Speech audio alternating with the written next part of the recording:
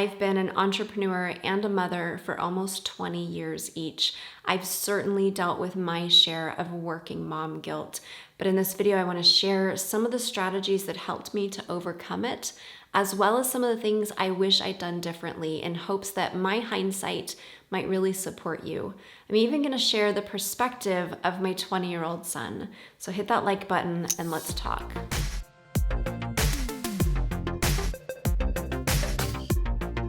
Welcome back, boss ladies, and hello if you're here for the first time. My name is Tara Wagner of exotara.us, a belief breakthrough coach with nearly a decade of experience helping women to overcome their limiting beliefs, especially if you're a female entrepreneur who prefers to crush her goals, not her soul. Be sure to subscribe and hit the bell for weekly coaching to help you overcome your own limiting beliefs and those bad habits holding you back from the next level of success.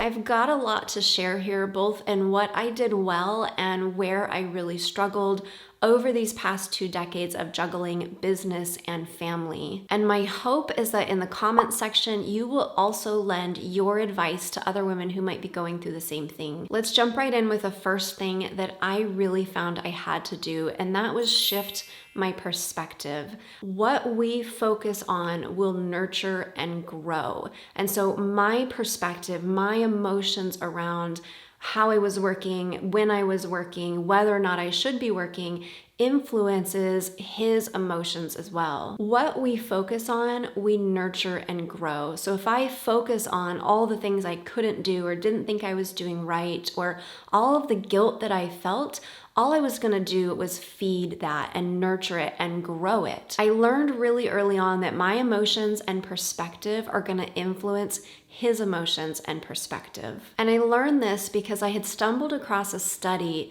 done on the grown children of working moms. And what it found was that the moms who felt guilty about working had kids who were unhappy that their moms had worked. And the moms who had made peace with it or were happy, whether it was happy that they were working or happy with how they were balancing things, their kids felt the same way. Their kids were at peace with it, and there was just a sense of harmony in their families instead of a sense of tension. I wish I could find the original study because this was close to 20 years ago now that I read this, but there are other studies that say the same thing.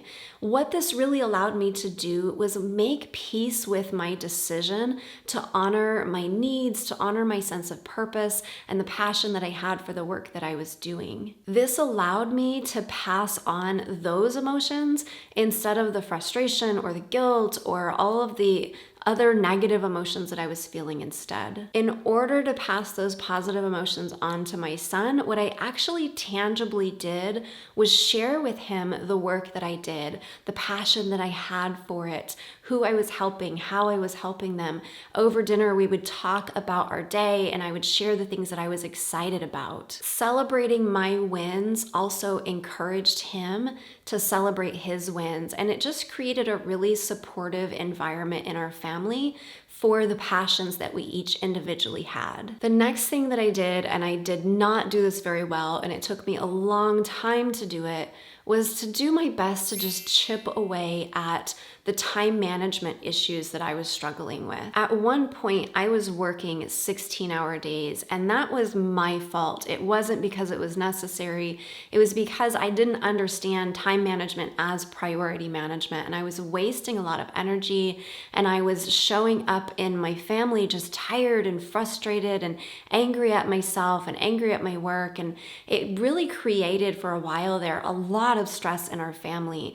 Once I really realized that this cannot keep happening, I just started to do what I could to improve those things. So through a lot of books and a lot of resources, I learned things like time blocking. I got better at outsourcing and delegating things. I got better at compartmentalizing, at batching my work, whatever I could do to be able to do my work more efficiently and be all present with my family. And that even included increasing my self-care so that I was able to work better and really still have something left to give at the end of the day. I was also introduced to something called nonviolent communication, which really taught me to focus less on time spent and more on needs met.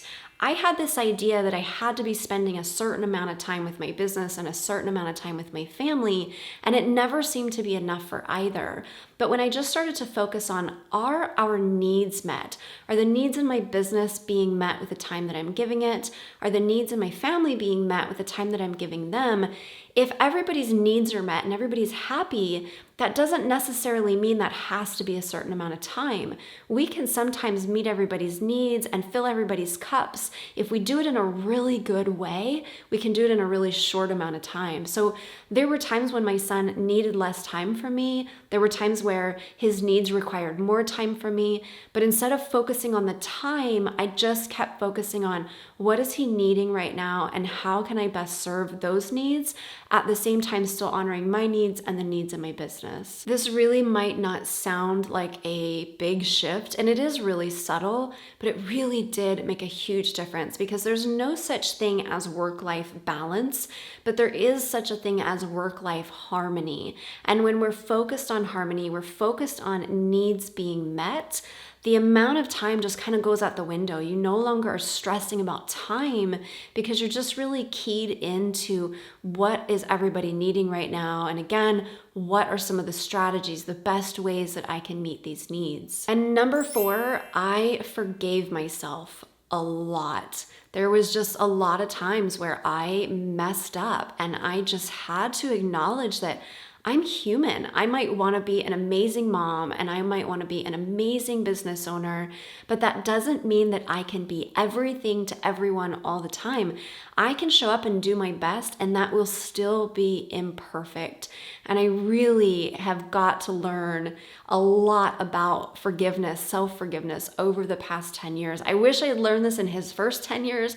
I really did not start understanding it until he was probably 11, 12, just really forgiving myself, making peace, letting go of the perfection. Also, asking his forgiveness for things when I made a mistake kind of helped to hold me accountable to showing up as my best self, doing the best I could to move these challenges forward. And it enabled him to see that I am human. And I know, I really strongly believe that our kids need to see us mess up and ask for forgiveness, because they're going to mess up and need to ask for forgiveness. And they need that modeled to them so that they don't struggle with it in their own life. When I asked Zeb for his perspective and his advice around the whole topic of working mom guilt, he first shared that it was really valuable to him to have somebody to role model these things for him, to role model time management and work ethic. Now at just shy of 20 and he's living on his own, I think he's really seeing those lessons brought home and being able to draw on those lessons, which makes you feel really good as a mom. Let me just tell you, all of the years when they're younger and you're worrying that you're messing things up, as they get older and they start thanking you for things, or they start saying that you did do a good job, or they start really exemplifying a lot of the things that you did and that you hoped that they picked up on.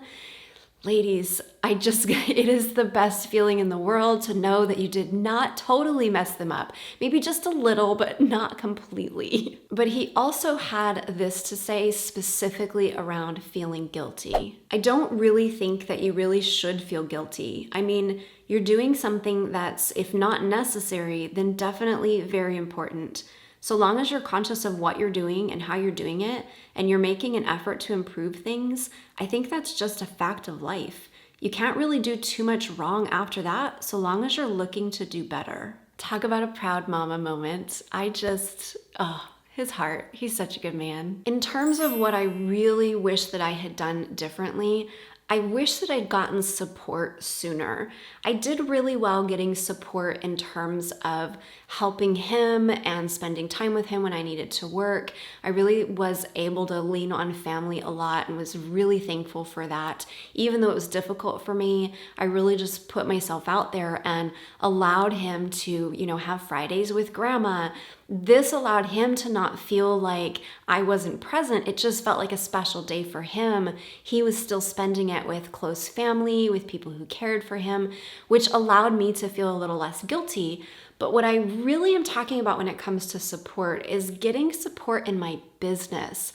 I spent so much time trying to figure it all out, and that's why I was spending those 16-hour days and getting totally drained. If I had gotten smart and gotten a business coach or taken some courses or done something to increase the success of my business and decrease the amount of time I was working on it, I wouldn't have been so burnt out. I wouldn't have been so stressed. I wouldn't have been so not present, too tired to really engage with my family. I would have even had more time for self-care so that I could really show up and be a better mom earlier on. I really didn't figure those things out until he was in his early teens, probably 13 and 14, when I really started to maximize and work smarter, not harder. And I think that that's probably one of the biggest things that I would hope any woman could take away from this, is that we don't have to do it all ourselves. We don't have to be super mom. We don't have to be superwoman in our work. We can ask for help. We can make mistakes, and we can allow others to support us so that we can both fulfill our needs as a mother, but also doing the work that we're passionate about. On the topic of self-care, because I know that this is a challenge for you if you are watching this video, I really want to encourage you to grab a free training that I have called Self-Care in Seconds. What this is going to show you is 5 different mindset shifts that are going to help you change your perspective on what self-care is and how you can start fitting it into your business or your life, as well as some strategies to help you start making time for it that really work. These were things that helped me to overcome this bottleneck in myself, and they've helped so many other women as well. It also will give you dozens of ideas of ways that you can start filling your cup in as little as 30 seconds. Again, so that you're focusing on meeting needs, not necessarily how much time is being spent. You can grab that for free up above my head or in the description below. And while you're down there, please leave a comment for other women struggling with working mom guilt with any tips, advice, or perspective shifts that might help. Give this video a thumbs up, and especially if you're a female entrepreneur who prefers to crush her goals, not her soul, hit subscribe and the bell, and share this with other women who believe it's possible to pursue their passions without neglecting their family. Then check out this playlist on time management for some more tips. Fist bump for making it to the end, and I'll see you in the next one.